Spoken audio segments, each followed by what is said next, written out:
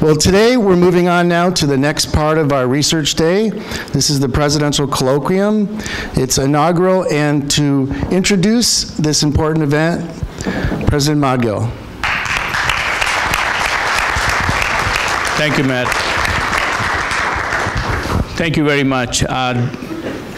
Friends, ladies and gentlemen, colleagues, this is a very historic day for Lawrence Tech. I was fortunate to go to all the sessions and pick up one or two presentations from each, and I couldn't be more proud.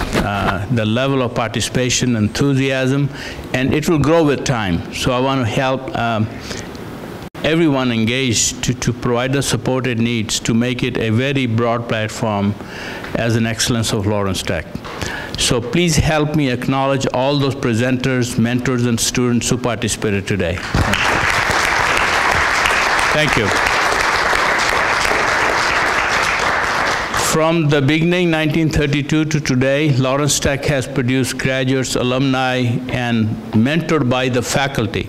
When I talk about some alumni who have made world name for themselves or the nationally recognized, one must understand that is a recognition that really due to the mentors and professors in the classroom, or the studio, or in the laboratory, because they mentor them, sharpen their skills. So faculty are our best resources in this institution or elsewhere. So to honor our faculty, to showcase their talents, credentials, enthusiasm for teaching, research, creativity, scholarship, we need a platform. And fortunately, with the help of University Research Service Committee, we were very fortunate to put together a program under the leadership of the provost who worked with me to show enthusiasm to get it done. So I'm very pleased that we have come to a stage which will become a routine, a regular tradition of this institution to showcase and present and recognize our faculty and their work. And each year the committee will select one person and have some token recognition, monetary as well, to recognize that talent. With that, I invite the provost to introduce our speaker who was selected for this inaugural speech, Dr. Voss. Thank you very much, Dr. Modgill. Before I introduce Jackie, I just need to acknowledge the extraordinary work that Matt Cole did as the organizer of this conference. So Matt, I want to thank you. You did an extraordinary job, and you can see the result. He's a very detailed person, and it's true. He sends emails at 3 o'clock in the morning. So thank you very much, Matt.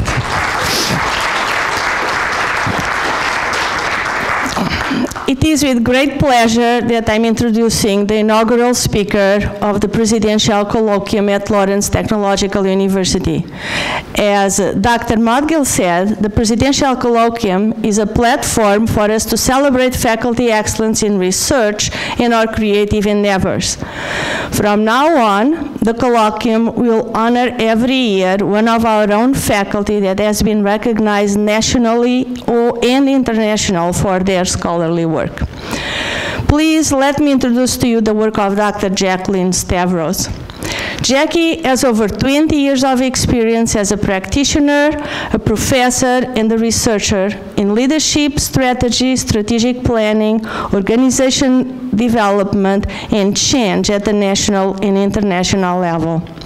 In teaching, research, and consulting with individuals, divisions, or organizations, Jackie integrates sustainability concepts and practices such as appreciative inquiry, AI, strengths, opportunities, aspirations, and results, SOAR, and Blue Ocean Strategies, BOS, to create strategic initiatives for change. Her research stems from work that she started during a dissertation more than 15 years ago. Capacity building using appreciative approach to enhance organizational performance. Jackie believes that an organization's driving force is its people and management, and that management should approach daily work from a strengths-based perspective and with an appreciative eye that will find employees to be more productive, more satisfied, and with more energy. The Gallup organization findings independent corroborates with the same principles. Jackie is involved in many different organizations, so I'm just going to highlight one that is business as an agent of world benefit, to bring businesses and society together to create agendas that focus on the triple bottom line: people, planet, and profits. She has lectured in many universities in Michigan and Illinois, and she has served in over 30 dissertation committees. She has co-authored 4 books and many book chapters. She has published over 25 articles in journals and conference proceedings. She continues to consult and work with executives in companies and nonprofit organizations to help them to focus on sustainable growth and strategies that align with the triple bottom line. Her clients include the Edsel and Eleanor Ford Foundation, General Motors of Mexico, Jefferson Wells, NASA, ThunderCare Healthcare Centers, PricewaterhouseCoopers, United Way, and Girl Scouts, among others. She has presented her work in countries in Asia, Europe, North America, and Australia. And I know that she did a tour in 2010 to promote her book in Australia, and she's going to be ready to promote another book in Thailand, right, this summer. Jackie earned her doctoral in management at the Weatherhead School of Management at Case Western Reserve University, her MBA in international business at the Eli Broad School of Management at Michigan State University, and their BA degree in marketing from Wayne State University. As all of you know, Jackie is an associate professor and the DBA program director of the College of Management at Lawrence Technological University. I would like to mention that also she is married to Paul, that is here, to Paul Stavros, and she has 2 children. Adam and Ellie, that are also here. So please now help me to welcome Dr. Jackie Stavros.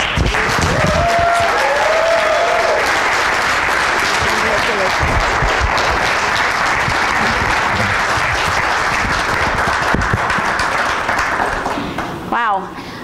Thank you for coming. I'm going to take you through a journey, and I had a choice to take you in deep into my research or give you a theme of what my research has been about the last 15 years. And I really have picked to focus on the theme.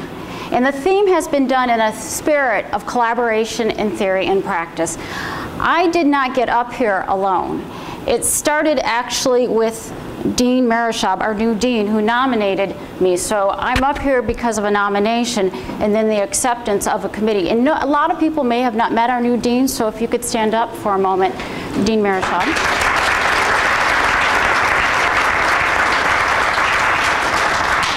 And everybody is going to have to do what I have to do sooner or later. This presentation is new. I had to reflect on 15 years. What I would recommend is that those of you, we've heard so many presentations, need to start. Oh, it's a bit loud. Time out. How's that? Is that better? It's on. Maybe it's on. Hold the mic. Okay. Is that okay? I can hold a mic and a, how's that? Okay. You want people to hear you. Yeah. So start thinking about not only what I'm going to share in my research agenda, but everybody has to do what I have to do. You have to think, how did I get started? What were my findings from my original research? We heard a lot of findings today from original research. And then what have you been doing? And what are you going to do? But the key is, it's collaboration. I'm up here because of my colleagues, my students, and thank you for pointing out the family. I couldn't be here if it wasn't for Paul proofing and editing every single paper since my doctorate program. And we've taught Allie how to do cites and references, so she's involved. And Adam, you're right around the corner. And one other person I have to point out is my kids have traveled all over the country. Allie's been to Australia with me, and Paul doesn't get that much time off from work. But Uncle John, my brother, is here today, and he travels when Paul can't travel with me and the kids. So thanks for coming. So I want to again thank my colleagues for being here, and my family, and for this special day. The other thing I want to point out is my research is about a whole systems approach. And Research Day was scheduled for today, and the Presidential Colloquium could have been a month away. But it really is important to, I think, embed the Presidential Colloquium about research and faculty into today, into this whole system. So thank you for placing the Colloquium here. This is where I spend a lot of my research today. And I really believe the staff, the faculty, and the administration of Lawrence Tech are given a gifted opportunity to work with students. We have a choice of what we do with and for our students. We do an inquiry into the strengths. Our job is also to help cultivate the strengths of our students and our courses, and to help them imagine opportunities as engineers, architects, business, in the humanities, and to help them reach their aspirations. And then, of course, it's all about implementing results. 10 years ago, this was designed for the strategy field, but I also believe that each of you in this room, including my kids, you need a strategy for your life. You need a strategy for your team. You need a strategy for your department, your colleges, and your university, and there has to be an alignment. So I'll come back to this later. The choice to earn a degree. My choice to go to Case Western Reserve University was that they had a new program in 1995 called the Doctorate of Management. And I couldn't decide if I wanted to do leadership, org development, strategy, org behavior, or globalization. I wanted to do it all. Well, they had a program called the Doctorate of Management where you could study many different disciplines within a management discipline for your research agenda. So I was very attracted to CASE. That's the Weatherhead School of Management where I spent several years, and a picture of the campus. The other thing that attracted me to CASE is I had read about a qualitative research technique called appreciative inquiry. And it was lodged in the assumption that when we begin to explore people's peak experiences, high points in the organization, the conversations change from a deficit focus to a positive focus. I worked in high tech and automotive since 1989. It was really tough times with cost cutting, lots of deficits. We knew what we were doing wrong. We knew what went wrong with the software. We knew what was bad about the sales team. We knew what was the problem with finance. And so at that point in my career, after I have achieved an MBA, I wanted to study what gives life to an organization. So Cooper Ryder had done his dissertation in 1987. There were a few articles out. I was attracted to something called appreciative ways of knowing, because it was in my mind and heart to think, can I study organizational life from a different paradigm? So off I went, and this is what my research has been. David Cooper Ryder says, if you are prepared to believe in people, trust them, and acknowledge that in all probability they are the true experts about what needs to be done, then this is a highly productive approach for you. If you don't believe this, this is not a productive approach to you. But I really believed in 1995 what he had said to me about appreciative inquiry. And David was one of my first faculty in the program, and I was really aligned with his research agenda. So you've got to find your passion as researchers. The other thing he told me I had to look at was social construction. How many of you have had a qualitative research class? Hands go up high. So social construction, this was the terminology from the qualitative research book. And basically, social construction was the theoretical lens that I had to do research through. And basically, it boils down to words create your world. Now, there is one thing that I want to read to you, because I would have forgotten what David said to me back in 1998. But let me read you the definition of social construction, and then you think and reflect if this applies to what you do. Cooper Ryder said to me, Jackie, we are relational beings. We create meaning from our everyday conversations and encounters. We are socially constructed. We intersect and we interact with different cultures, different types of colleagues, different students, different deans. But our ideas are originally shaped by who brought you up, by your value system. But then you go out into the work world and you have different viewpoints. And you have to be able, when making difficult decisions, to listen to all the viewpoints before making a decision. So Cooper Ryder said, there's nothing to test or prove causality if you want to do research with me. Now, I had 2 quant classes, and I thought I learned SPSS, and I thought I was going to have hypotheses to test, but he said, not with me. He said, you're going to be trained as a behavioral scientist. I wasn't sure what that meant, but I thought scientist is a cool person to be. So each of you right now, you're going to listen what David said, and I want you to think about this in your scope of work. He said, Jackie, there are infinite ways to interpret, value, and understand the relevant world around you. You understand it based on how you were brought up and educated. Cooper Ryder said engagement is not causal, it's about connective possibilities. Think about your reality at work. You are continuously being reviewed, you're being challenged, and you're being changed with and through others. Reality offers you infinite programming possibilities, and your choices are going to be limited by your attention span, the ability to take in multiplicity of ideas, but how do you move the system forward? So Cooper Ryder's dissertation chair was Ken Gergen on social construction. So I agreed to move forward because they got a grant. They had money. Now think about those of you in a doctorate program or doing research. Isn't it nice when you have money? Okay. So for me, I was like, okay, Cooper Ryder aligns with my passion and interest. I wasn't sure what I was doing. Case said, they had a $2 million grant given by the United States Agency of International Development that they'd pay my last year's tuition and all my research expenses. How many of you are in? Okay. They said they would give me access to a unit of analysis and participants. How difficult is it to find people to complete your survey instruments? You're nodding your head. Or to do interviews with. I thought, you know, I had all check pluses up to this point. And strategic fit. In my doctorate program, we had to do applied research. I didn't know I'd be at an institution 15 years ago with applied research. But applied research made sense to me in organizational life. So I liked that.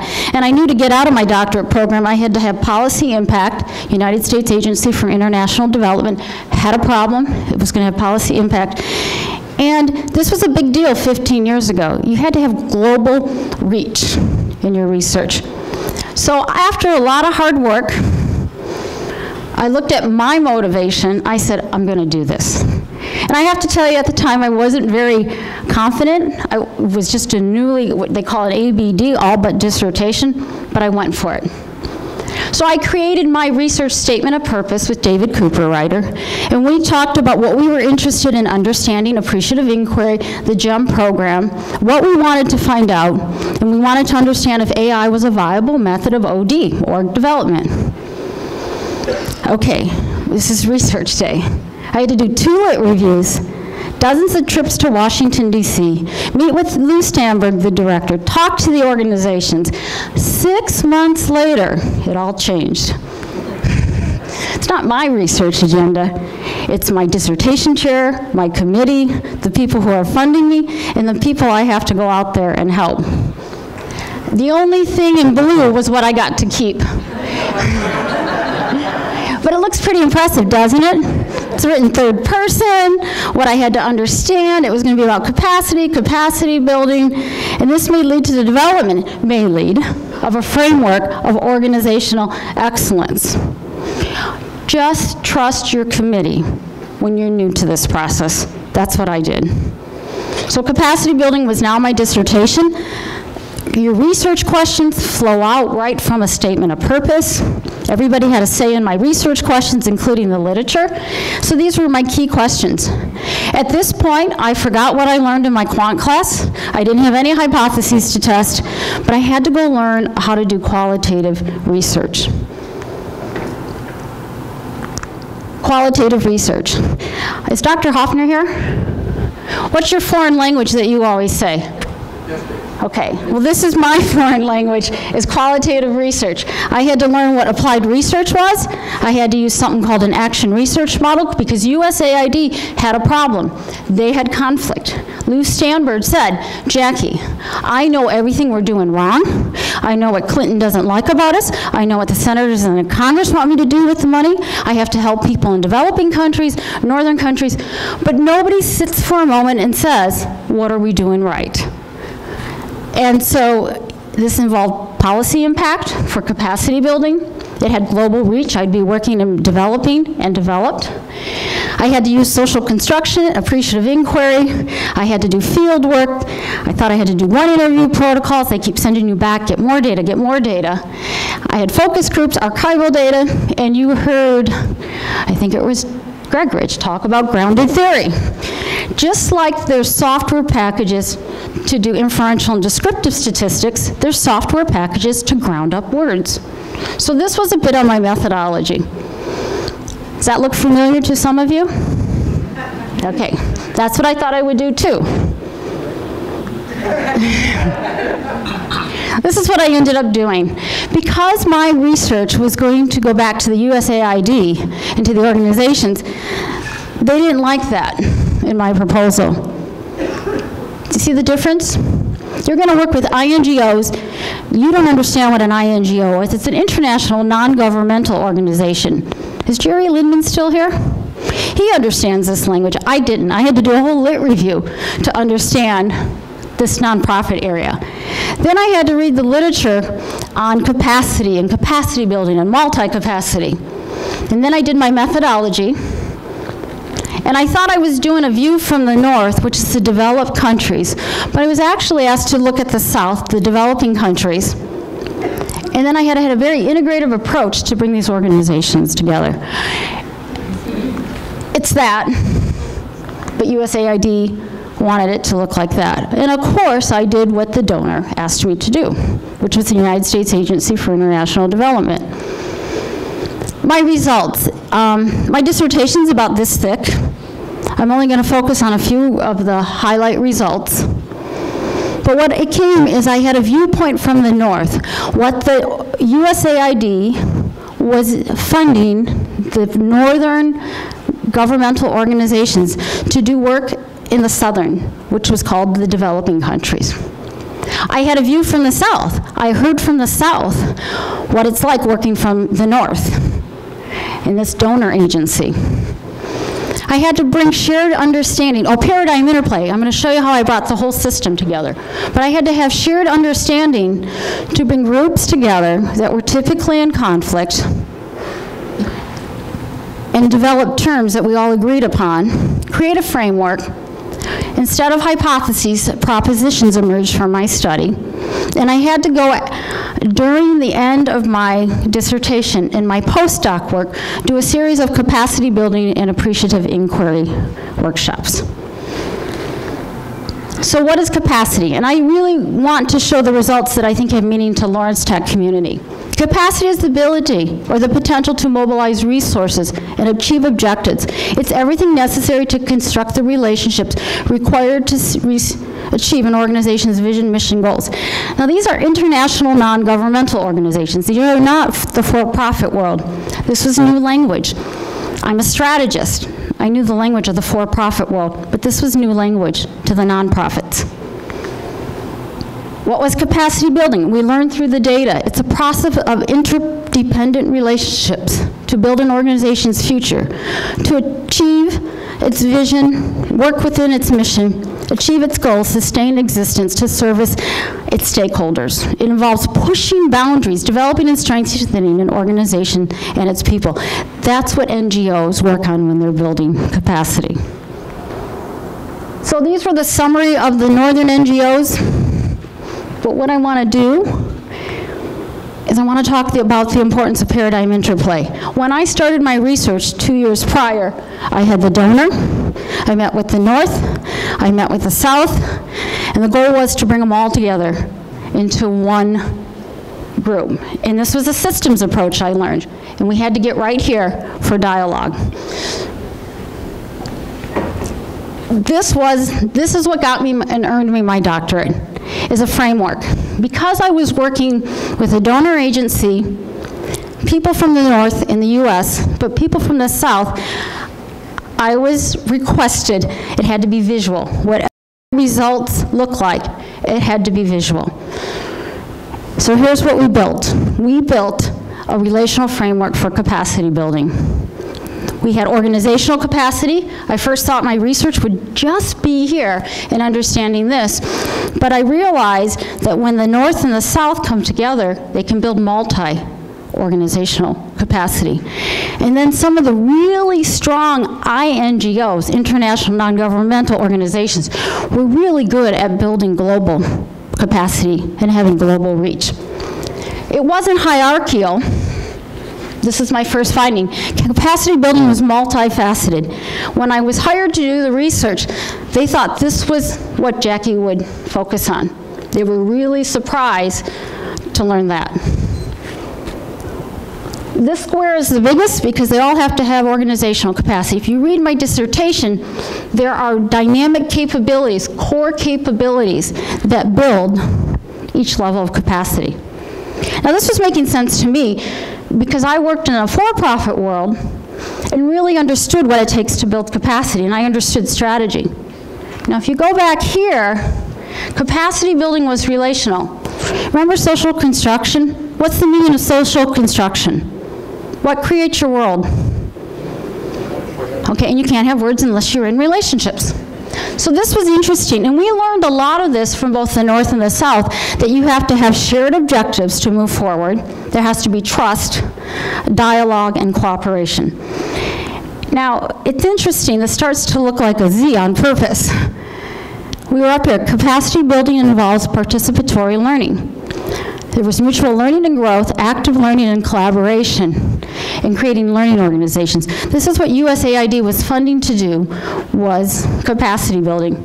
So if you go over here, appreciative inquiry facilitates capacity building. This box was challenged on my defense day, but this box changed my life. If you look at appreciative inquiry, that was my qualitative research methodology. How could her methodology change the way we work with organizations? That was the biggest question. Luckily, it came from someone outside of my dissertation committee, so I still got the signatures I needed to become Dr. Stavros. Okay. Now, it was vision-based, it was about transformation, but this was the framework that I built and had to go back to all the organizations. So the conclusions from my first research, my dissertation, was capacity building to the INGO world, to USAID from the North and the South, that we have to have clarity of our values, that's how we act and treat people. We have to have a vision simple, direction, where are we going? Are we all aligned to go in this direction? It has to have a mission. You have to know your purpose and who you're serving. You have to have goals and objectives. And it goes on and on. But the most important thing where I got pulled into was creating and elevating appreciative inquiry, which was my chair's original work. That happens when you have dissertation chairs. So what I want to do is I'm making a switch to AI right now. Dissertation done. You have to go publish. I did articles. What was really interesting is this is my only solo article. After that article, I never published alone. Because if you understand social construction, the importance of collaboration and appreciative inquiry, you work with others. And you can get more done when you're working with others. The reason I point out this article is it took me 10 years to get an award-winning paper. And I have Dr. Castelli to thank because she brought in her research about motivation in leadership.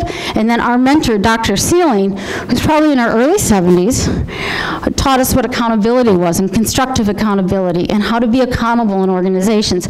So 10 years later, we looked at my findings, we gathered more data, we updated the literature, we went off to the North American Management Society, and we got a best award-winning paper. Not me, but we. So that's the importance of collaboration and continuing to live with your research agenda. And then I did some other things, and I brought some books in here that I published, and that was hard work, but the importance of this book is the cover. Anybody know what this is? You can't say, Paul. No? Anybody? It's called the intranet.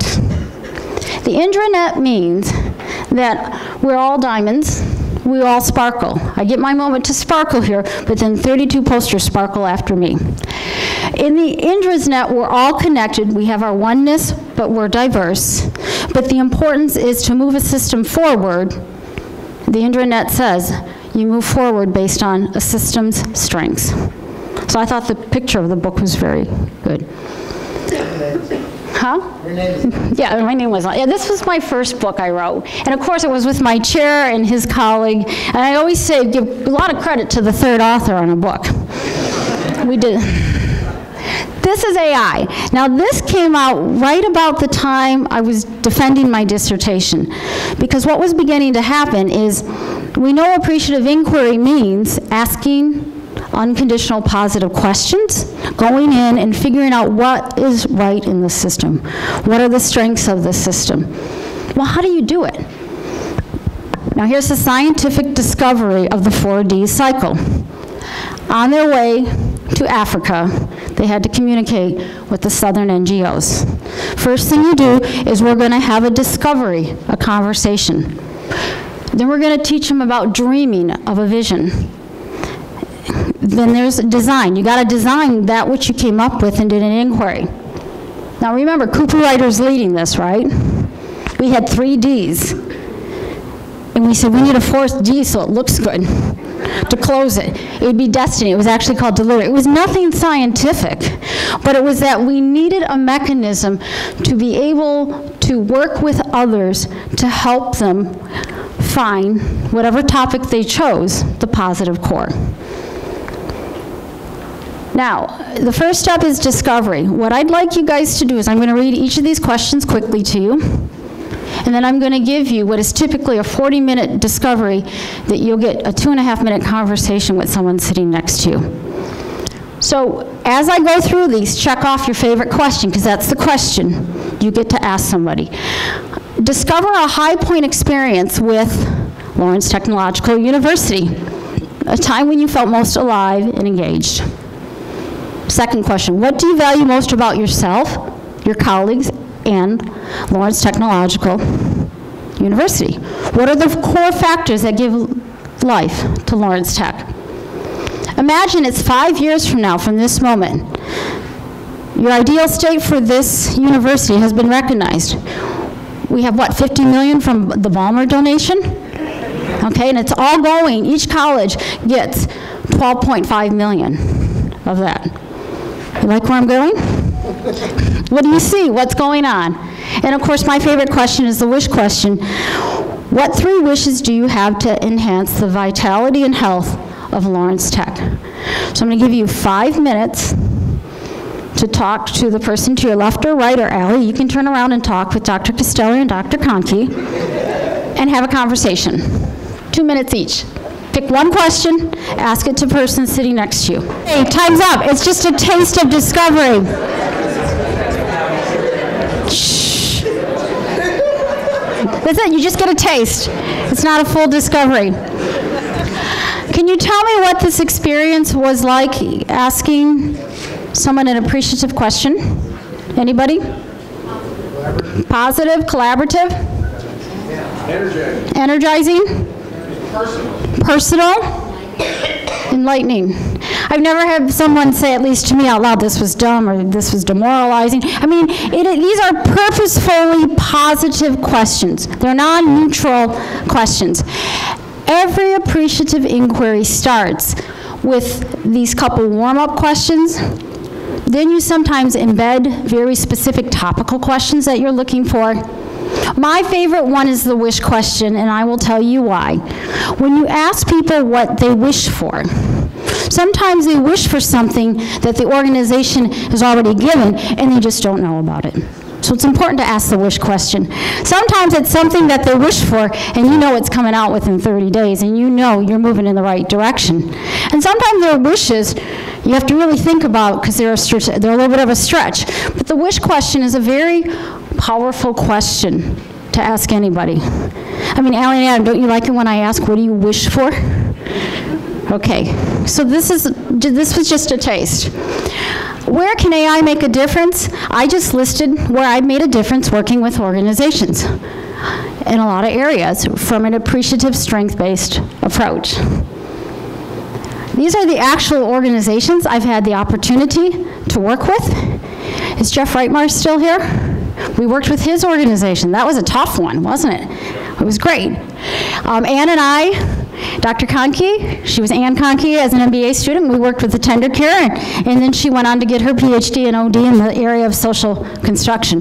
But you begin to see the organizations, and hopefully you recognize a few of these, that are using appreciative inquiry as a platform to go in and create positive change. And the ones in red are the ones that I've had the opportunity to work directly with. Today in AI, there's over 30 books. When I decided to do research in there, there was one book. When I decided to look at articles, there were 12 articles written on AI. There's 600 today. And then, of course, because I knew it was research day, there's 82 peer review articles, 152 dissertations. I was dissertation number 11, but now there's 100 or plus that came after me. AI and generative theory. So now what do? You do your research, you have findings, you're doing your postdoc work. I loved appreciative inquiry. It was my platform. I made a decision to look inward and to study, how does appreciative inquiry work? How can I use this every day? Because we are not wired to work from a strength-based, positive perspective. We are wired to do problem solving. And it's really easy, and I do this too, to call up someone or email you and say, I'm having an awful day. Okay? But the key thing is when you're going downwards, keep going, but you got to stop and go back upwards, because you will not be as productive if you're constantly focusing on what's broken, what's wrong in the system. At some point, you have to say, no matter how bad the system, there's a strength and there's something good. So I went inward to look at dynamics, and I went outward and learned how to do AI summits where I could bring hundreds of people together to mobilize for change using that 4D cycle and really impact the organization. The SOAR Framework, which I'm going to switch to next, became a big part of my life because I was a firm believer that I could use AI as my operating platform. How many of you were at the commencements for Steve Ballmer?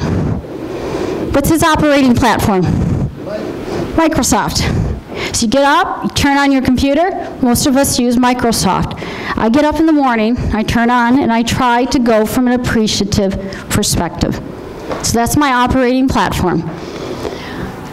That's how I think of appreciative inquiry. So let me just pull you forward. Dynamic relationships was really important because I wanted to understand the principles. Is how do you embed something into a system to make it work?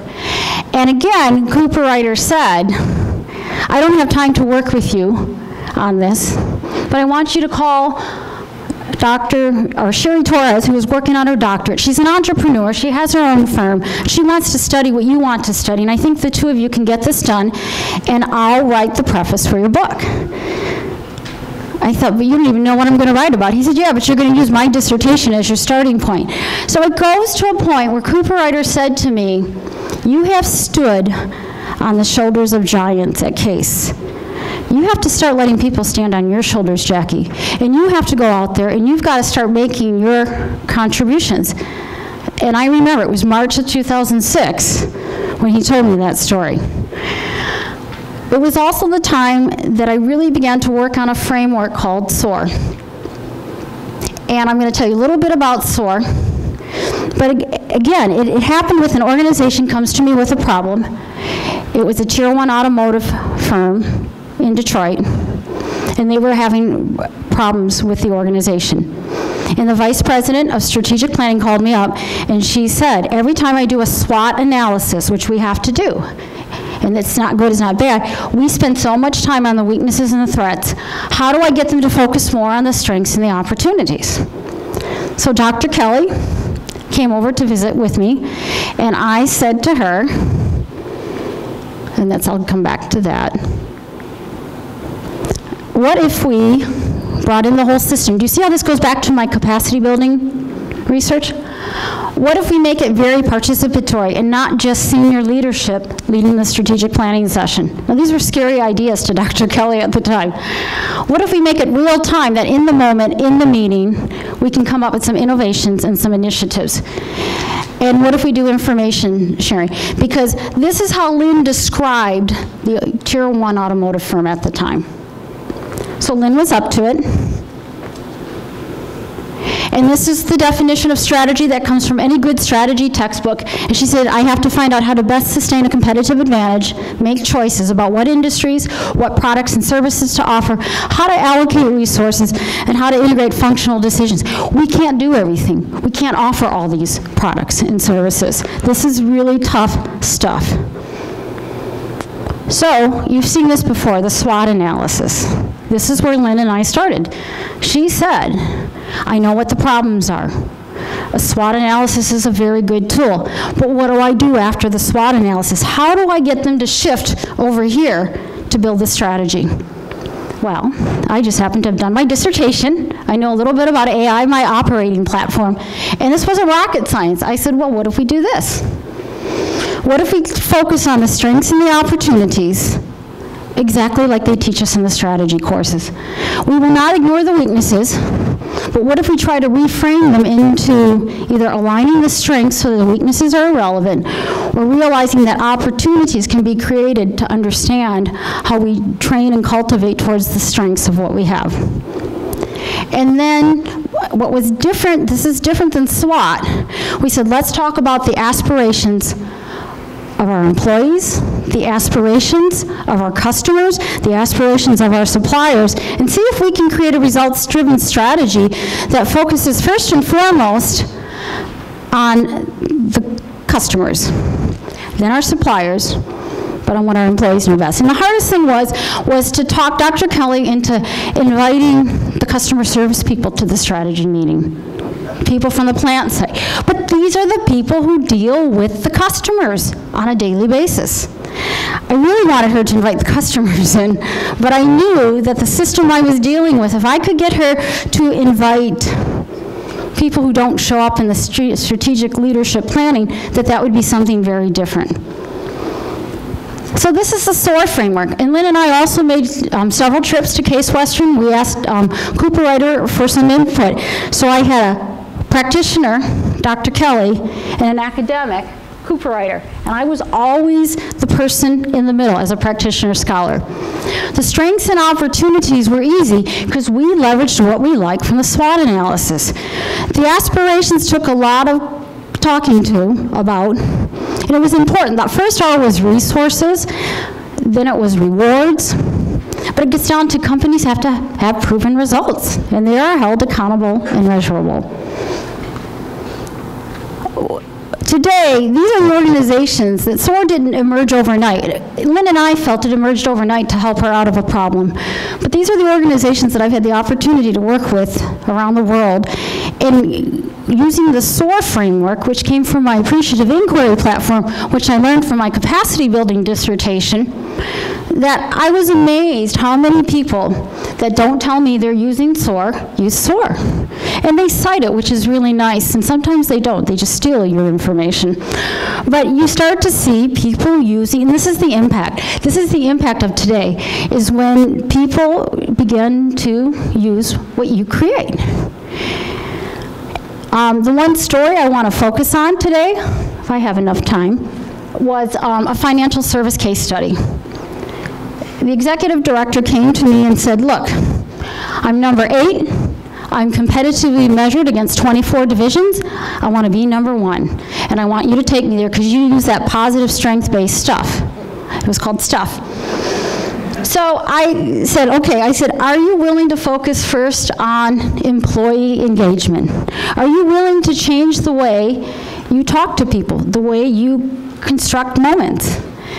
Okay, we'll do this. And so we did some coaching in appreciative inquiry, appreciative management. Through that, they were able to impact employee retention. It's a service business, just like Lawrence Tech.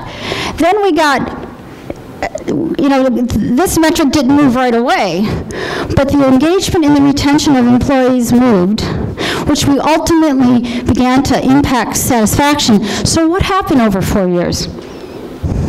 Okay, so I take a little bit of pressure off our new president. I don't expect change immediately, but I expect we're going to move in that kind of direction. It takes time. It took time. So the first couple years, it was all about appreciative inquiry and leadership and how you ask questions, how you treat people. Then we did some SOAR sessions with different types of employees that were never involved. And then we got involved with bringing the customers. When we got to number 1, I thought it was going to be a glorious moment. But the executive said to me, I'm glad we've done this. I've enjoyed working with you for a few years. But I want you to know, Jackie, I could have come up with these ideas all by myself. I was sad for a moment. I didn't say anything. I was speechless. And he said to me, but you were brilliant in the sense that you made the people come up with these ideas. They emerged from them. They were accountable before I could tell them what to do. And this is their strategic vision and plan, and not just mine. And he said that part was brilliant.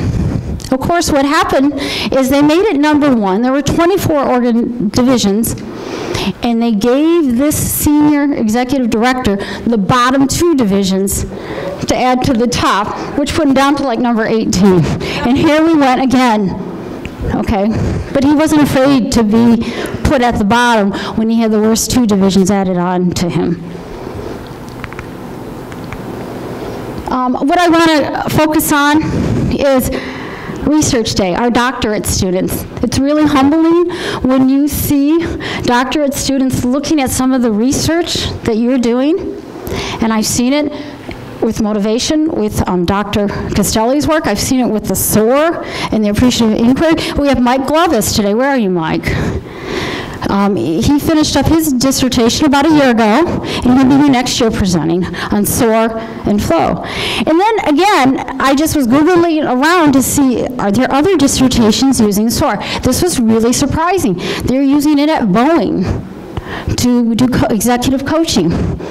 And then they're using it in a school system. I can't pronounce the first name. Dr. Moore in the school system in Bangalore, India. So again, you begin to see the impact of your research. And the first step you want to do, what you're doing right now, is being here on Research Day.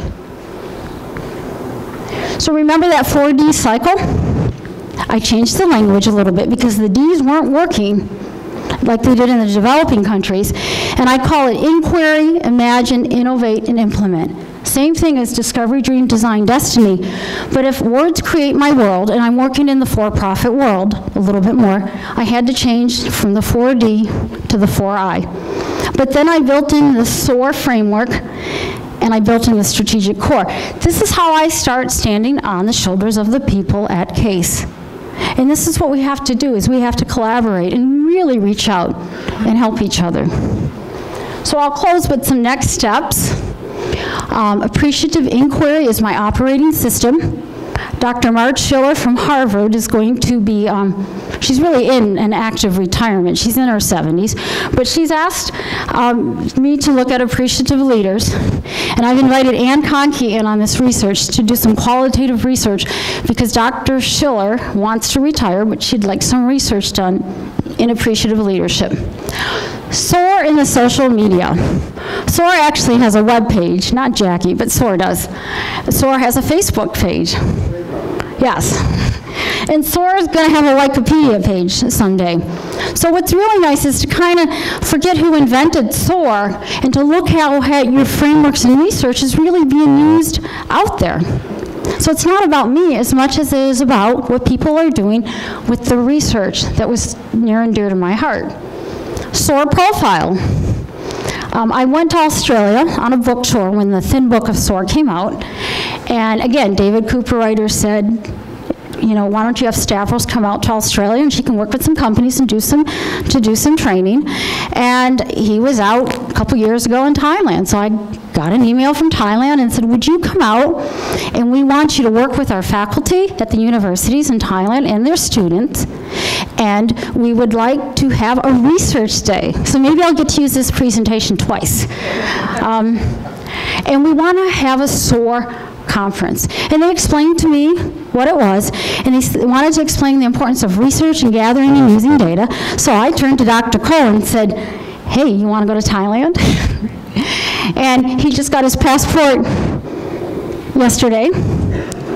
We should hopefully be getting a letter from the president of the university, because Dean Marashov and President Modgill, you will not have to pay our expenses, they will. And we're going to go out to Thailand this year, which is kind of exciting. And it's really important that somehow you have to let people step on your shoulders. And you have to really, in the spirit of collaboration, make a difference. Answer your emails. I get emails 2 or 3 times a week, actually, about SOAR. So this one person, student in Iran, is in urban planning, sent me an email, told me about his research agenda, what he was trying to do in the city of Tehran, and he would send me stuff and I'd type things back to him in English, and then I got a 20-page paper sent back to me with my name in the middle. I could recognize my name, and he said, my advisor said I had to put you in here because you spent time through email coaching me on how to use SOAR. Now I believe the paper is written, is it Farsi? Is that the language? But I could recognize my name. So it's really wonderful to see people using your research. So my advice to you is to do a little more each and every day than you think you possibly can. So I want to close on this note, because I know you guys are getting hungry. I want you to think back to a time when you were reprimanded, or maybe spoken a little bit harshly to. You could be reprimanded by your children, a spouse, a boss. What'd you feel like? Okay, you don't have to answer that. Now close your eyes, because I want you to get rid of that thought. Think about a time when you were praised, when somebody really appreciated you, when somebody said, I appreciate you and your work or your contribution. You know how that feels too, don't you? It's ironic, we both know how it's, I've reprimanded, I've been reprimanded. I've praised and been praised. But if we could think more about the strengths, the opportunities, the aspirations, the results, what we're looking for, and try to focus a little bit more on that, you will gain more productivity from your people than constantly telling them what is wrong or what you can't do. I mean, that's the essence of my research agenda. And it might sound a little Pollyannish, but it's not. You will get more people productive when you can energize them and make them feel resilient. Because it's easy, you can crush people down by your words. And I will tell you, as faculty and bosses and administrators, your words create the next moment for a person. So really think about your language. Back to the Indra's net. Any change in one jewel produces a change, however small, in all the others. As a human being, we are all interconnected. Even a small change in one of us can ripple out through those connections to make changes in others. We can change the organization. It happens one conversation. Peter Block is probably in his 80s, and he's one of the top people in creating change. And I found this quote the other day. So my only challenge to you is to walk out of here doing one thing differently and see the impact of what you can have on others. And that's really what our job is here, is to have a positive impact on each other and our students. So thank you for this day and for this time.